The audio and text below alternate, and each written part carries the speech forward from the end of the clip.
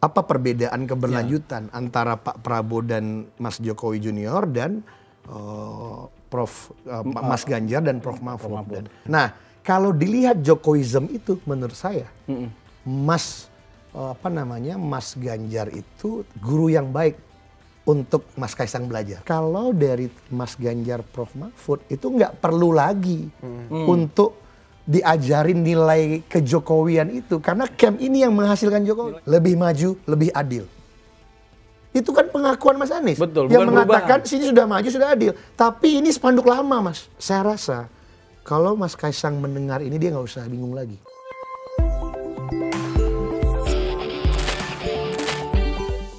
Open table. Kita balik lagi sekarang sama tamu istimewa nih. Kalau di tim TKN-nya Prabowo Gibran itu ada Gus Miftah, di tim TPN-nya Ganjar Mahfud juga ternyata ada Gus Miftah juga. Yeah. Ini Gus Miftah yang Dari beda nih. Nggak gondrong kali ini. Kalau yang sebelah rambutnya gondrong, kalau ini kumisnya gondrong. Tapi Gusnya ini dan bagus. Dan bagus. Miftah Sabri. Memang ini unik. Saya aja kaget. Tapi memang unik. Jadi udah tahu gaya bicaranya nanti kalau di media seperti apa, Bang? Nah, kita ini Gus Miftah yang ini punya banyak panggilan nih, ada Pak Mansap, ada banyak lah pokoknya. Sekarang beliau sedang berkontestasi di Jawa Tengah ya, jadi SKS. Jateng 1 DPR RI dari P3. Partai Persatuan Pembangunan, partainya para pemuda, partainya para pengusaha, partai semua mantap. Partai Kiblat Umat Islam. Partai kita. Kabar. Sip. Nah, ini Di SKS. Selamat datang Bang Miftah. Terima kasih nih sebelumnya udah nyempetin waktunya di sini.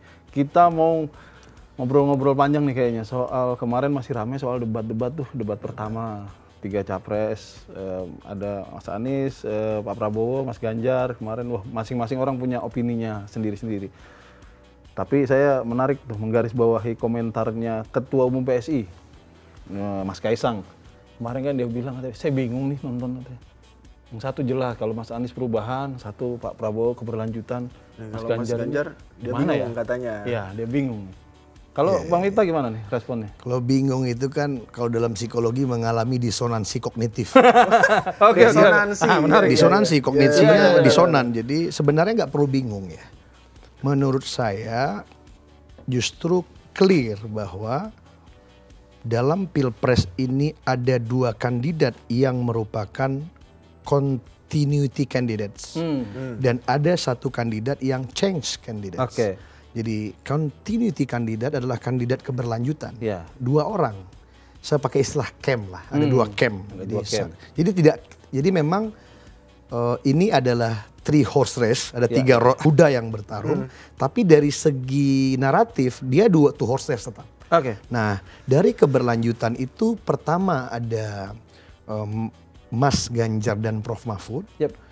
Yang kedua ada Pak Prabowo dan Mas Jokowi Junior. Ya. Nah, karena apa? Memang dua-dua ini naratifnya adalah continuity. Ya, continuity. Nah, makanya saya bilang dengan Mas Kaisang bahwa tidak perlu bingung. Ini ada 2 continuity, ada 1 change. Dan terlihat sekali di panggung debat itu bahwa Mas Anies itu firm, dia stand clear, dia Offensive terhadap dan anti government lah. Nah, anti government itu kesah dalam biasa saja. dalam permainan politik. Dia sendiri kan menegaskan, dia oposisi itu terhormat. Terhormat, bahwa itu pilihan terhormat. Dan menurut saya narasi yang dipakai oleh Mas Anies sengaja untuk istilahnya itu energize the best. Dia mesti energizing dia punya best. Dia setrum-setrum untuk menghangatkan dan membuat partisipasi di campnya tinggi. Nah, sementara di camp yang keberlanjutan ada 2. Nah, tinggal aspek mana yang harus dilanjutkan. Nah, itulah yang harus apa perbedaan keberlanjutan antara Pak Prabowo dan Mas Jokowi Junior dan Mas Ganjar dan Prof Mahfud. Dan menurut hemat saya clear bahwa Mas Ganjar itu adalah sosok yang menurut saya sangat Jokowi sekali. Kenapa? Jadi menurut saya itu istilahnya Jokowi plek-ketiplek gitu. Plek-ketiplek karena gini, kan karakter leadership itu ada karakternya. Betul. Nah, menurut saya Mas Ganjar itu benar-benar stylenya tuh gaya Jokowi. Iya, iya. Dia dekat dengan rakyat, dia mendengarkan rakyat, dia responsif. Misalnya kita lihat aja ya, pantengin aja tuh IG-nya Pak Jokowi sama IG-nya Mas Ganjar. Mirip-mirip. Iya, mirip. Senin di sini, Ya. Senin pagi di sini, Senin Selasa di situ, sore di mana? Mobilitasnya dari tinggi. Aceh pindah ke Cirebon, Cirebon tiba-tiba kemarin ke ke Jawa Tengah lagi gitu. Bekasi, Ke Bekasi. Nah, itu kan sat-set itu. Nah, menurut saya berarti style kepemimpinan seperti ini akan terus dilanjutkan oleh Mas Ganjar. Saya melihat kenapa Jokowi akhirnya menjadi presiden yang banyak pengamat-pengamat dan ahli politik mengatakan termasuk presiden terbaik pasca reformasi karena model mendengarnya itu, Mas. Karena menurut saya sebaik-baik policy adalah policy yang memang benar menyelesaikan masalah yang ada dari masyarakat. Birokrasi itu giant. Dia penuh blok-blok yang mengalienasi, yang mengasingkan pemimpin politik dari realitas asli. Nah, menurut saya Mas Ganjar dan Pak Jokowi itu sama. Jadi gubernur 10 tahun, Pak Jokowi jadi wali kota almost 10 tahun, gubernur sebentar 2 tahun, presiden hampir 10 tahun. Artinya modelnya ngambil dari bawah. Keputusan dan kebijakan yang diambil dari bawah itu, dari si top of leader politiknya itu langsung mendengar masyarakat, pasti biasnya dikit. Dia kalau diolah, ditipu sama birokrat, which is ini adalah giant, memang birokrasi itu kan giant. Nah, style seperti ini tuh ada di Mas Ganjar. Jadi menurut saya sederhana Mas Kaisang. Yang model ini akan dilanjutkan oleh Mas Ganjar. Makanya saya tadi baru kali ini saya berstatement karena menurut saya mesti diluruskan. Kita biasa. Iya biasa. Kita berbeda pandangan politik, berbeda partai politik. Tapi kan kalau ada kawan kita yang juga memandang agak keliru mesti kita luruskan. Jadi clear bahwa Mas Kaisang tidak usah bingung. Jadi istilah saya, kan beliau sekarang jadi ketum PSI. Dan beliau sekarang menjual, saya di mana-mana. Saya lihat partainya Jokowi. Kemudian ikut Jokowi PSI, atau gitu ya? Jokowisme. Jokowisme. Nah, saya melihat begini. Oke, ini menarik konsep Jokowisme. Tapi kan what is Jokowism? Nah, kalau kita sudah lanjut ke what is Jokowism itu, ini bukan lagi soal orang. Ini soal spirit gitu. Value, spirit, metodologi gerak. Bahkan mimpi. Dan mimpi. Nah, kalau dilihat Jokowism itu menurut saya, Mas Ganjar itu guru yang baik untuk Mas Kaisang belajar. Mempraktekkan Jokowism. Ya karena dia mempraktekkan. Mempraktekkan itu. Sebelum dia terjun ke politik, Mas Ganjar udah duluan. Udah, karena apa? Nah, Jokowism itu kan resultante. Daripada praktek dan nilai yang dipakai oleh Pak Jokowi. Aksi, respon, eksperimen, perbaiki. Dan dialah jadi Jokowi sekarang ini. Nah, artinya dari mana dia lahir? Dari camp mana? Jadi menurut saya kemarin tuh putar-putar gitu. Video-video Pak Jokowi di Solo, di Gubernur, di Jakarta. Beliau mengatakan, ya saya ini ditugaskan partai untuk melayani rakyat di Solo. Itu yang kita lihat. Melayani rakyat, mendengar rakyat. Nah, menurut saya clear camp keberlanjutan. Nah, Pak Prabowo pertanyaannya sekarang camp keberlanjutan yang seperti apa? Iya juga. Karena clear bahwa bahkan menurut hemat saya, Pak Prabowo dia dengan stated kan, kita ini timnya Jokowi. Beliau memang timnya Jokowi, tapi bukan yang menghasilkan style kepemimpinan seperti itu. Nah, apa yang saya lihat memang belakangan Pak Jokowi di periode kedua ini memang kayak seperti bukan berpindah blok menurut saya, tapi dia menambah equation baru dalam kepemimpinannya. Jadi kayak persamaan politik. Jadi misalnya what is Jokowi leadership formula? Y sama dengan AX tambah BY tambah C gitu-gitu. Tadinya mungkin Jokowism Y. AX-nya dekat dengan rakyat mendengar. Nah, dia tambah nih BY-nya apa? Mulai Pak Jokowi itu mengambil naratif glory menurut saya. Indonesia yang besar.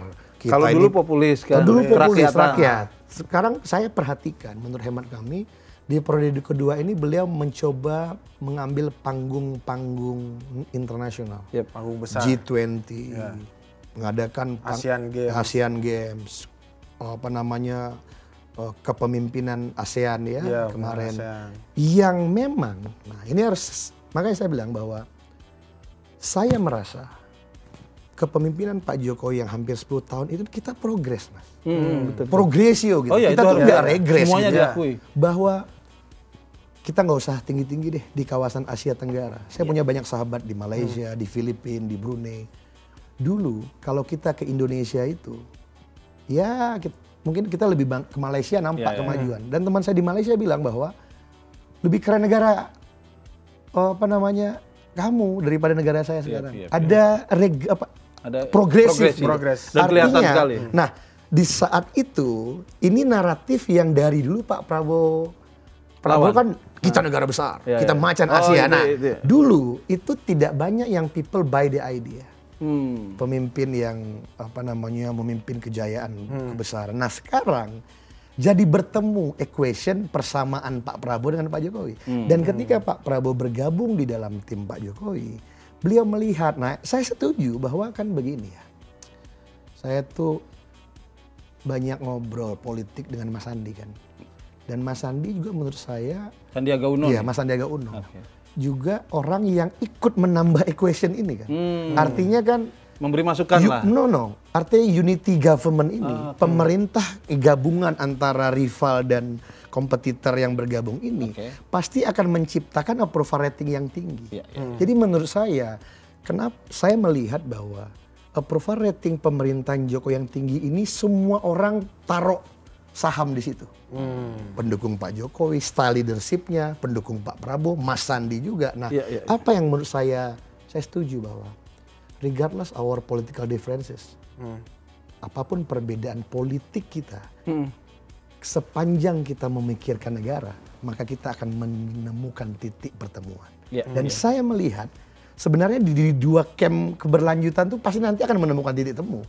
Jadi kalau ini jangan mau diadu menurut saya dua camp keberlanjutan ini, ya kedepankan saja stylenya yang mana yang mau kedepankan. Nah menurut saya yang disampaikan oleh camp keberlanjutan yang didukung Mas Kaisang itu yang tadi menurut saya ya, oke, negara kita besar, kita lanjutkan hilirisasi kan itu ya. Semua Pak Jokowi kita lanjutkan. Tapi kita harus lebih kritis apanya. Saya melihat semua nilai positif progres ini karena style leadership tadi. Kalau Pak Jokowinya stylenya tidak mendengar rakyat, tidak opini apa maunya rakyat, approval ratingnya akan jeblok. Sehingga saya pakai istilah, ini justru memang bagus. Jadi artinya kalau dari Mas Ganjar, Prof Mahfud itu nggak perlu lagi untuk diajarin nilai kejokowian itu, karena camp ini yang menghasilkan Jokowi. Nilai komunal justru. Nah, yang menghasilkan itu adalah yang menghasilkan style leadershipnya Jokowi itu camp ini. Nah, sementara wajar juga kalau Pak Jokowinya beristihad, narok Jokowi Junior di sana. Karena camp ini bukan yang menghasilkan style kepemimpinan seperti itu, supaya menularkan. Nah, jadi saya justru melihatnya ini bentuk kewaliannya Jokowi. Nah ini bold statement ini. Jadi ini bentuk kewalian. Jadi kalau tadinya mungkin Nenun Sewu Mas, kan sebenarnya saya pribadi itu berpolitiknya itu kan bareng Mas Sandi. Saya udah dengan beliau tuh hampir menuju 19 tahun Mas. Udah 18 tahun bareng dengan beliau, jalan lah ya, diskusi, teman diskusi. Nah, beliau kan orang yang terlibat dalam proses politik ini. Jangan salah loh.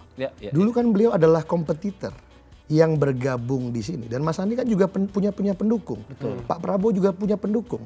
Artinya dengan bergabung ini kan akhirnya merasa unity government ini memang baik. Makanya kalau diperhatikan statement-statement beliau itu kan statement-statement yang merangkul, mengajak bersama. Karena inilah hasil dari approval rating tinggi gitu loh. Jadi mohon maaf ya, kebetulan saya tuh agak menarik Mas. Kenapa? Saya tuh nggak kenal Pak Jokowi secara pribadi. Tapi teman-teman saya ini banyak yang kenal pribadi sama Pak Jokowi. Dan saya mungkin bisa nggak bias. Tapi kalau saya sama Mas Sandi mungkin bisa bias. Saya temannya dia gitu. Nah menurut saya kenapa? Jadi Pak Jokowi menurut saya ini kalau pakai bahasa anak sekarang, halu kalau kita bilang. Approval rating Pak Jokowi ini hanya karena Pak Jokowi sendiri. Ini pasti ada kerja sama banyak orang. Nah ini partai politik pengusungnya, relawan pendukungnya. kemudian ideologi yang dia bawa, kemudian juga stylenya dia, karakternya dia. Jadi jangan keliru melihat ini. Nah, ini Bang, ini saya mau tanya makanya soal approval rating ini mumpung disebut ya, kan 70 sekian persen, 80% gitu misalnya orang.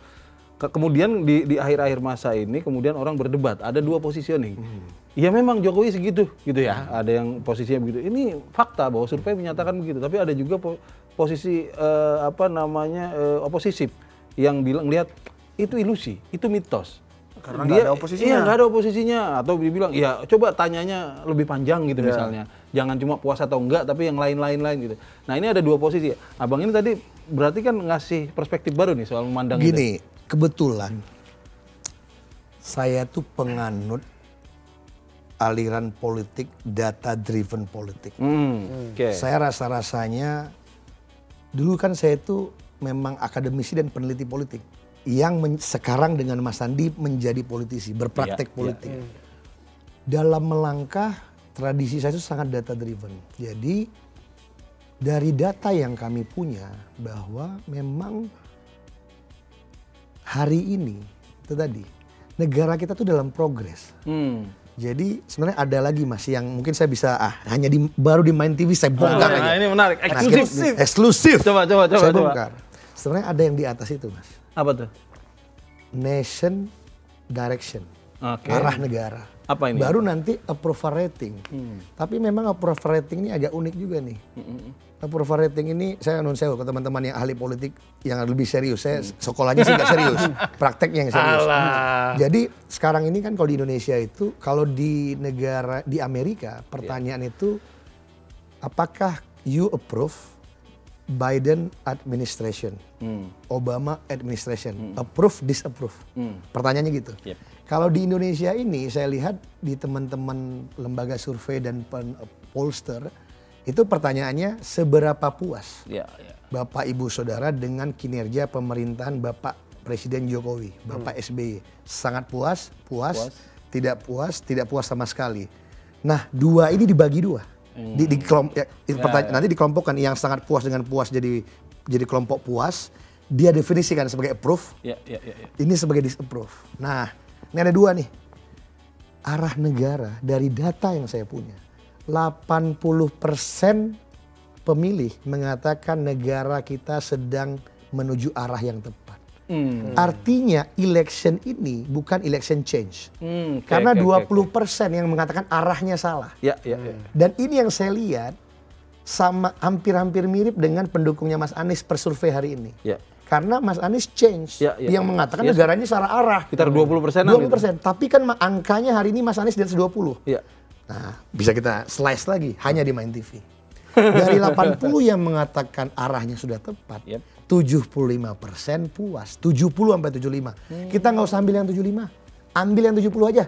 Berarti ada yang bilang arahnya tepat, tapi 10% nggak puas. Kita ambil yang puasnya 70 ya.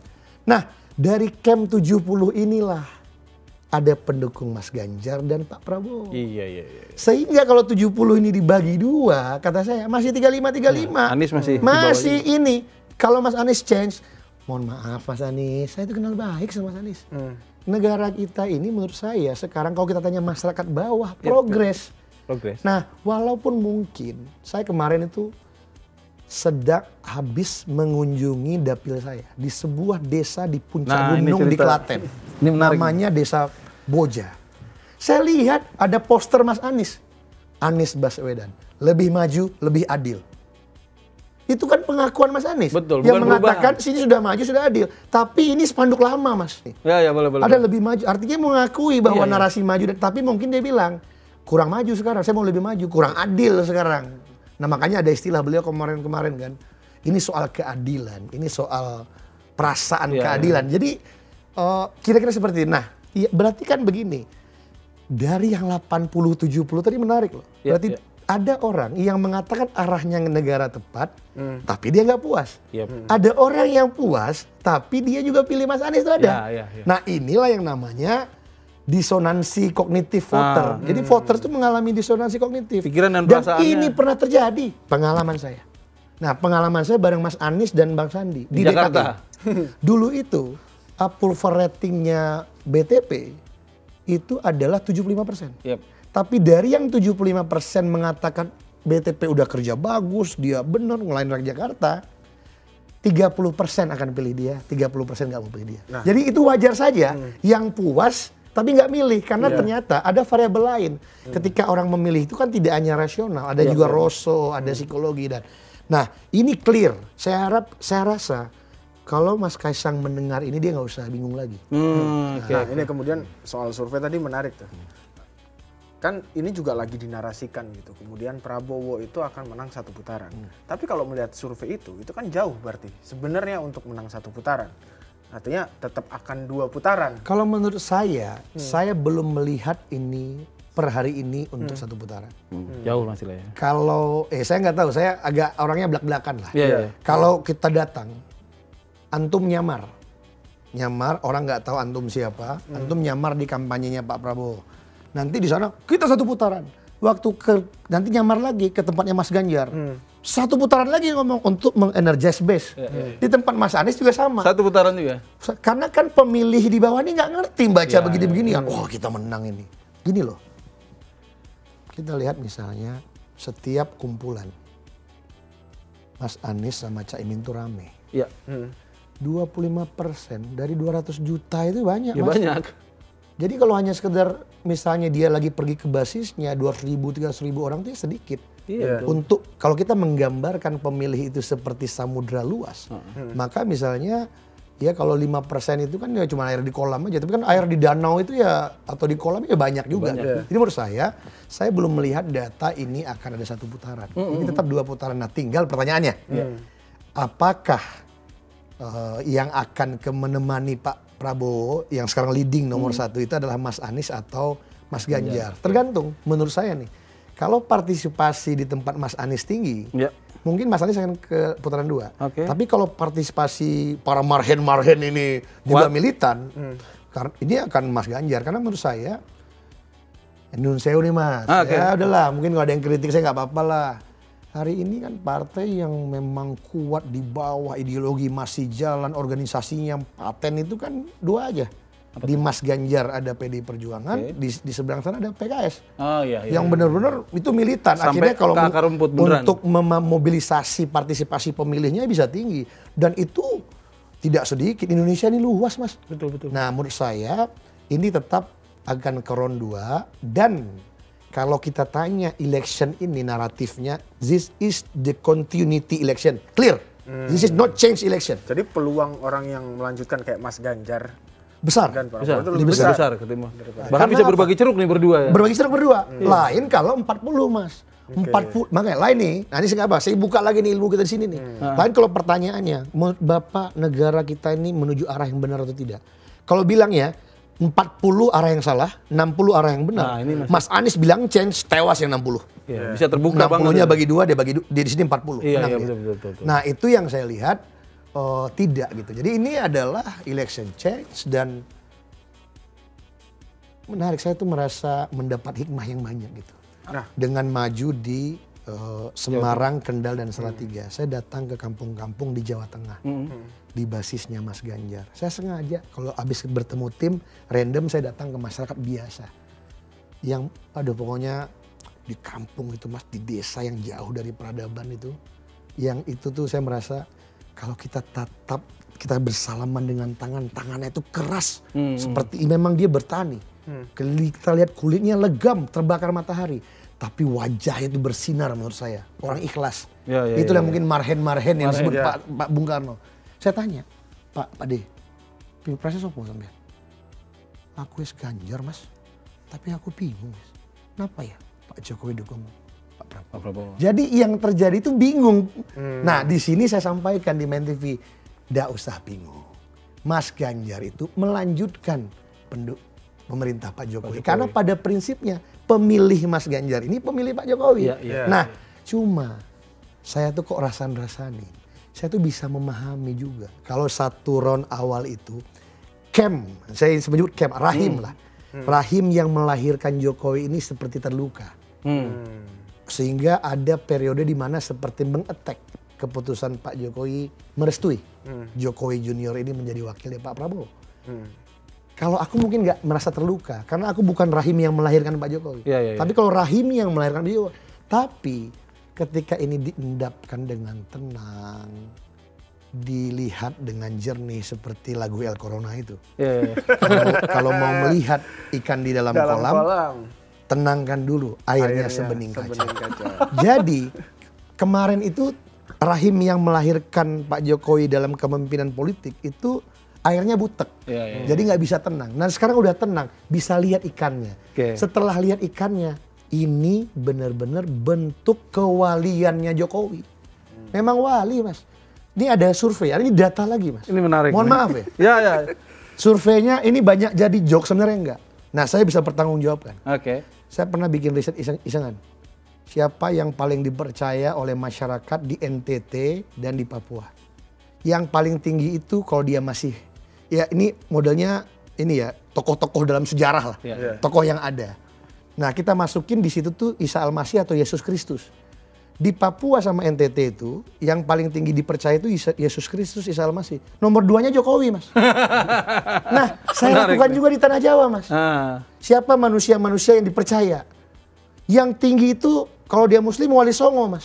Setelah itu Jokowi. Sehingga saya mengatakan Jokowi ini wali ke-10 Tanah Jawa.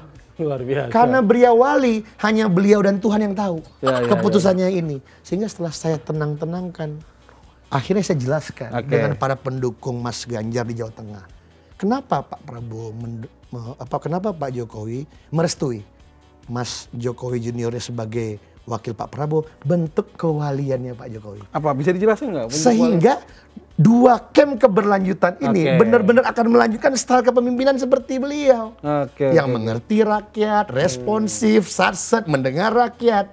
Sehingga siapapun yang menang, Jokowinya tetap top. Ini program. Jadi menurut saya ini canggih. Dan ketika saya jelaskan, oh ngono, yes from, aku dukung terus Mas Ganjar. Top. Karena Pak Jokowi itu ngomong kok di mana-mana. Pak Prabowo juga apa? Kita ini yang tadi tuh sepanjang untuk negara ini. Apapun perbedaan kita akan menemukan titik temu. Sehingga ada istilah kan, ini adalah bertanding untuk bersanding. Sehingga camp keberlanjutan ini menurut saya, kalau yang menangnya Mas Ganjar, pasti Prabowo Jokowi Junior dan pendukungnya akan diikutkan di pemerintahan baru. Dan Pak Prabowo juga sebaliknya ngomong kan, saya akan tetap mengajak. Kalau yang menangnya Pak Prabowo pasti akan ajak lagi nih. Dan itu sebenarnya gampang ngebaca. Nah mohon maaf Nun Sewu, kenapa misalnya Bu Mega nggak menarik menteri-menterinya? Karena ya ini masih kader saya. Lain kalau Pak Jokowi memang mengumumkan, saya tidak lagi PDI Perjuangan. Sampai hari ini kan Pak Jokowi masih PDI Perjuangan. Artinya inilah kompleksiti seorang wali itu. Artinya tidak ada. Saya tidak sedikit agak berbeda pendapat dengan beberapa teman-teman yang mengatakan ini adalah oposisi. Cuma dalam permainan ini ngono ya ojo ngono lah. Apa? Kita artinya harus mengartikan apa nih? Kalau memang Mas Jokowi Junior sebagai wakil Pak Prabowo di situ, sementara ayahnya, abahnya masih sitting presiden, ya dijawab saja ke masyarakat. Saya bertarung secara fair. Bahwa tidak ada penggunaan aparat negara, tidak ada penggunaan alat negara. Karena nanti yakinlah, itu nggak akan enak ujungnya gitu. Artinya mendingan bertarung aja yang enak dan sampaikan kalau perlu stated. Sekarang kan yang gini, di Mas Ganjar nggak ada beban itu. Di Mas Jokowi Junior ada beban itu karena abahnya masih presiden, sitting presiden, harus menyatakan bahwa tidak akan menggunakan itu karena begini. Saya itu sudah capek Mas menganalisa politik dengan kebencian Mas. Mendingan kita analisa politik dengan rasa cinta. Rasa kasih sayang, welas asih.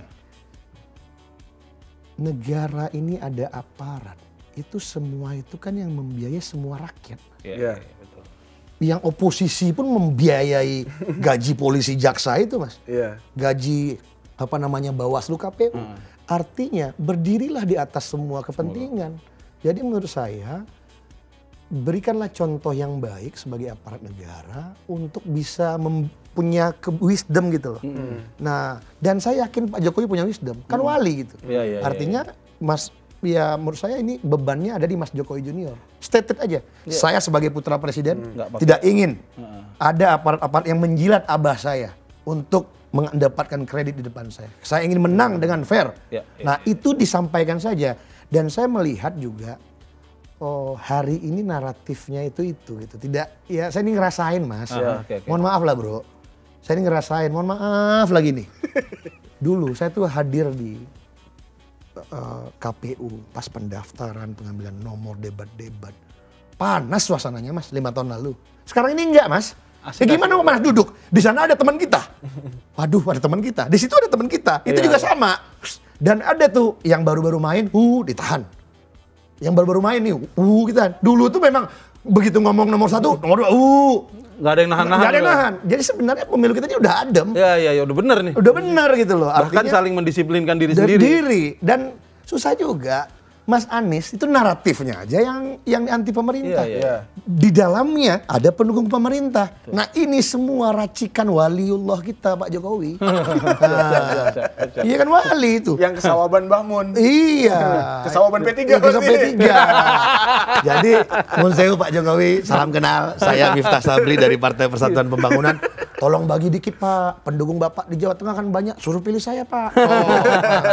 Kita balik ke pertanyaan awal Pak. Soal Kaisang tadi yang kebingungan. Sebetulnya kan betul yang abang bilang, itu bukan hal yang patut dibingungkan. Misalnya lah, ada 3 kontestan tiba-tiba mengambil jalan oposisi semua. Kan biasa aja. Bisa aja, normal-normal saja. Begitu juga kalau misalnya ada 3 semuanya pengen melanjutkan, normal-normal saja. Tapi kemudian kan kita bisa ngukur, mana yang paling otentik? Mana yang paling representatif kira-kira kalau kita lihat. Kalau abang lihatnya gimana? Ini kan campnya ada 2. Nah gini, yang paling Jokowi. Nah ini gini menarik nih. Makanya what is Jokowism? Saya yang tadi itu. Dia orang yang dari bawah berproses, mendengar rakyat, responsif, tidak berjarak. Dia dengar semua orang, dia formulasikan kebijakan ini dari mendengar. Dia punya tim profesional, dia selalu progres. Menurut saya itulah Jokowism.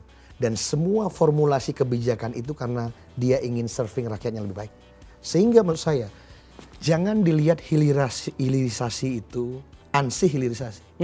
Kalau hilirisasi yang dibuat misalnya sebagai produk Jokowi, Jokowism menurut saya, berarti ini benar. Dia tahu ini rakyat ini selama ini ditipu. Tapi bagi mereka Jokowi itu baru membangun infrastruktur. Jokowi itu bapak infrastruktur. Memang membangun lebih banyak jalan, membangun jalan tol, bandara, MRT, simbol kemajuan. Tapi belum berdampak kepada kehidupan rumah tangga. Muka saya agak tua memang, tapi saya ini masih milenial. Saya ini milenial berkumis mas. Programmer di Indonesia ini, kalau kita bandingkan dengan programmer di Cina dan India, mas, lulusan SMK-nya di Cina sama di India ini, itu sama levelnya dengan yang terbaik di ITB sama ITS di Indonesia. Saya mau kasih ide ke Mas Ganjar, kita akan bangun dana abadi riset dan development dari Ganjar Mahfud untuk peneliti-peneliti ini menuju negara Indonesia unggul. Jadi dan nggak perlu ada laporan-laporan, percaya aja udah langsam. Lo kalau kita anggota DPR percaya honor transportnya langsam, kenapa ke peneliti kita nggak percaya? Yang penting hasilnya ada.